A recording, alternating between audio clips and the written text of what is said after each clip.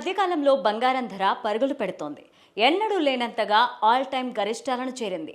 International మార్కెట్లో కూడా gold rates చుక్కలు చూపిస్తున్నాయి. దీంతో అందరిలో కూడా ఆందోళన పెరిగిపోయింది.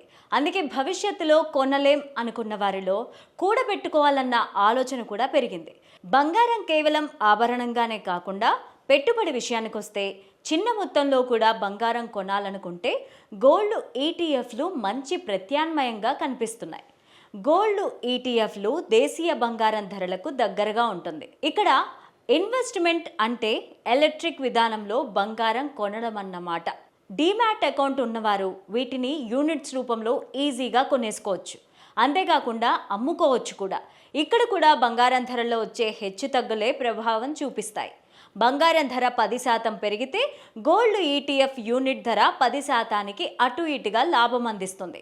బంగారం బయట గ్రామ్ కొనాలన్నా 9,000కు పైగానే పెట్టాల్సి వస్తుంది. కానీ గోల్డ్ ఈటీఎఫ్లో కనీసం 75 రూపాయల నుంచే ఇన్వెస్ట్ స్టార్ట్ అవుతుంది. గత ఏడాది వ్యవధిలో అత్యధిక లాభం ఇచ్చిన గోల్డ్ ఈటీఎఫ్ల విషయానికి వస్తే Invesco India, Tata, ICICI, Aditya Birla, axis gold అధిక రాబడిని అందించాయి. కొద్ది రోజులుగా బంగారం ధరలు విపరీతంగా పెరిగాయి కాబట్టి ఈ టైంలో దీంట్లో ఇన్వెస్ట్ చేసిన వారికి మంచి లాభాలు వస్తాయని నిపుణులు అంటున్నారు. దాదాపు 16 గోల్డ్ ఈటీఎఫ్లు 31% వరకు రాబడిని అందించాయి. ఇన్వెస్కో ఇండియా గోల్డ్ ఈటీఎఫ్ ఏడాది కాలంలో 31.39% రాబడితో అగ్రస్థానంలో నిలిచింది. ఇక 2025లో చూస్తే ఇప్పటి వరకు 15.89% రిటర్న్స్ని అందించింది. ఐసిఐసిఐ గోల్డ్ ఈటీఎఫ్ గత ఏడాది వ్యవధిలో 31.22% రిటర్న్స్ని అందించింది. ఇక 2025 సంవత్సరంలో ఇప్పటి వరకు ఈ ఫండ్ 15.66% రిటర్న్స్ని అందించింది.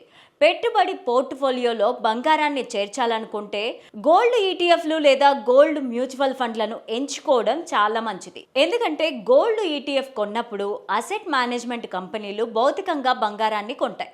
దీని ద్వారా బంగారం మీ దగ్గర ఉంచుకోకుండానే దాని రాబడి పొందొచ్చని నిపుణులు అంటున్నారు.